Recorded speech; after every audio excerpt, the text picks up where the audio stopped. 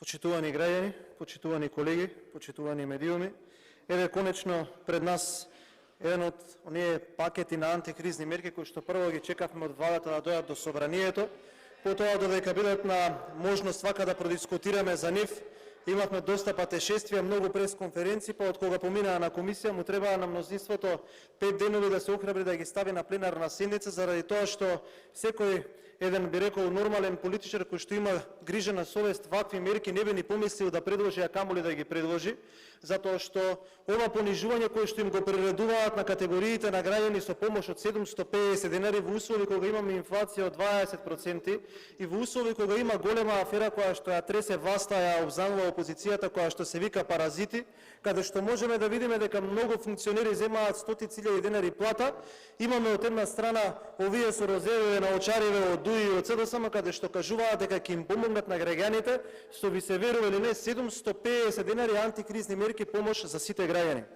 И немаше да биде толку загрижувачки моментот, доколку не лажеа дека направиле пакет на мерки кои што чинел 350 милиони евра, кои што нормално не е вистина, туку ова за кое што денеска разговараме, а за кое што повторно лажат дека опфаќа 200.000 граѓани, не чини скромни 20 милиони евра.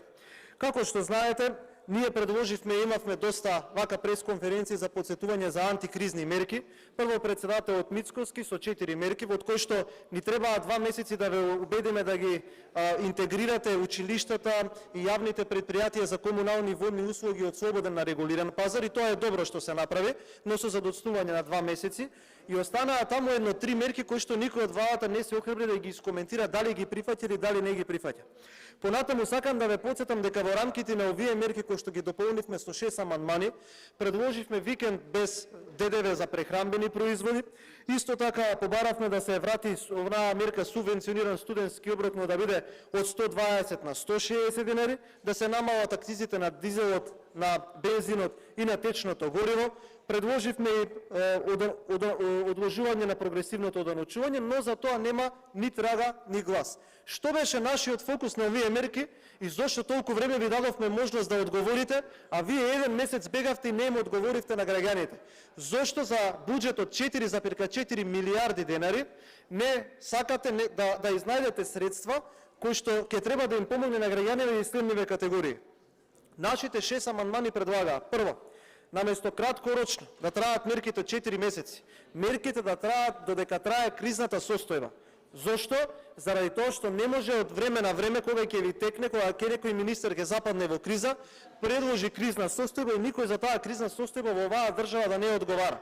Особено кога имаме извештај од Државниот завод за ревизија дека кризните состојби во државава се злоупотребуваат единствено за склучување договори со 4 очи.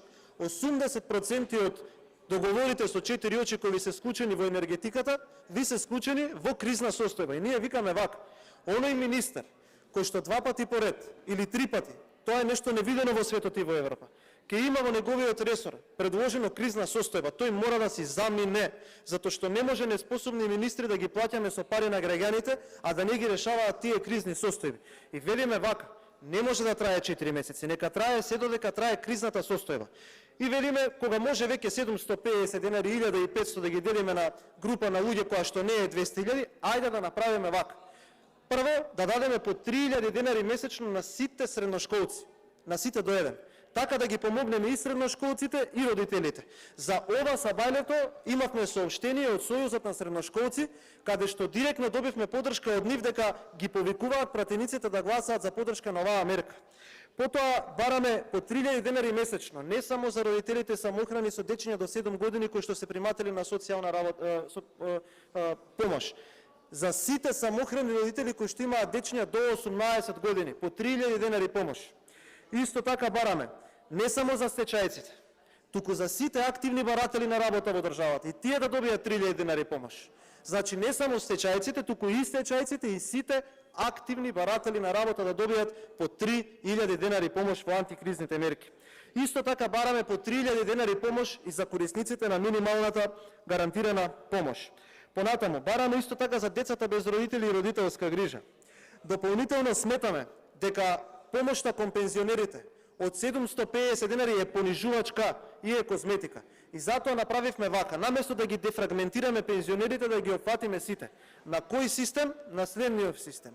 Оние што ќе земаат пензија до 18.000 денари, која што граница ја поставивме минималната плата, да добијат помош од 3.000 денари. Оние кои што земаат пензија од 18.000 денари до 30.000 денари, да земаат по 2.000 денари помош и тие над 30.000 денари да земаат по 1.000 денари помош. Сите пензионери да бидат опфатени.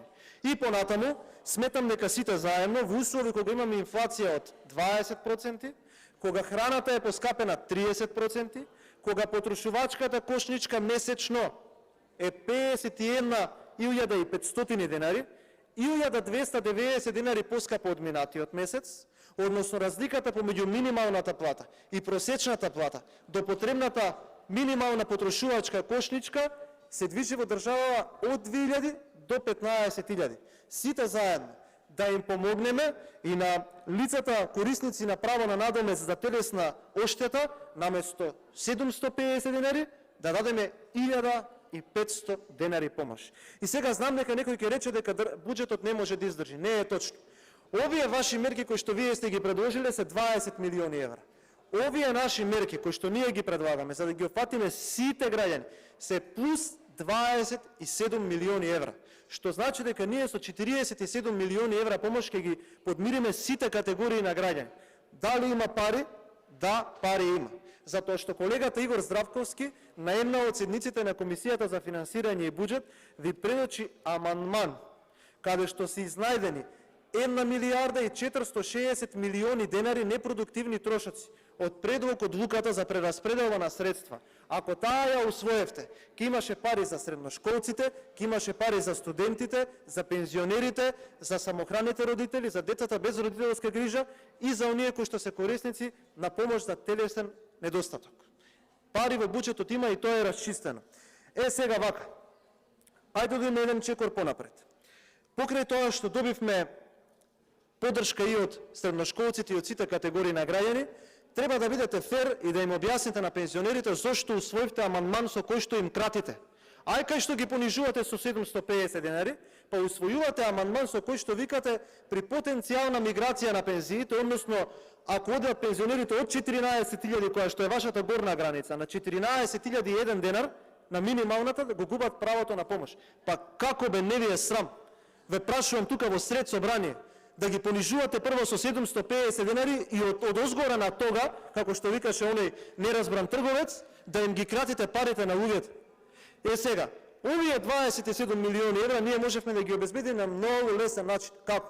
Во таа предлог одлука, наместо да му префрлате на оној лоповото телем 60 милиони евра, од овие средства да ги пренаменевте за овие категории, вие ќе успеевте да им обезбедите помош на овие граѓани. Но тука сакам да нагласам една работа. Ние ќе отвориме многу широка дебата со многу општествени чинители за амандмани на предлог на буџетот. И јас сум сигурен дека вие ќе бегате, ќе заобиколувате, ќе обвинувате дека некој кочил, дека нема да ги поддржите. И тука сакам да испратам порака особено до сите категории на граѓани и издруженија и поединци, од оние кои што си мислат добро и оние кои што се инструирани од вас. Прво пораката кон овие првите кои што сакаат да си помогнат на себе си. Контактирајте ја пратеничката група на ВМРО ДПМН заедно да изготвиме амандмани, затоа што тоа што вие го одбивте и што ќе го одбиете сега, ние нема да престанеме. Ќе подготвиме амандмани за предлогот на буџетот во кој што овие идеи ќе бидат инкорпорирани. Па таму уште еднаш ќе треба да се изјасните, исто како што се изјаснивте против работниците кога гласавте на минатиот ребаланс. Вие ќе треба да одлучите дали сакате да одвоите уште 27 милиони евра, да не купувате мебелни возила, туку да им помогнете на пензионерите и на овие граѓани, и второ на оние кои што ви глумат како спотери ви доаѓаат на преговори, дали со нив или без нив, ние како пратеничка група заедно со коалицијата, овие наши идеи ќе ги тераме до крај. Така да сакам да нагласам дека овој пат во овој обид не успеавме, затоа што мнозинството гласаше против пензионерите, средношколците, студентите, самохраните родители, лицата без родителска грижа и лицата кои што примаат помош за телесен недостаток да добијат плюс помош. Ке се вадат дека пари нема, пари има, им беше предочено од кај да ги земат, но толку од оваа важна грижа на овие важни социјалдемократи. Благодарам. Диме Велковски реплик. Диме Велковски реплик.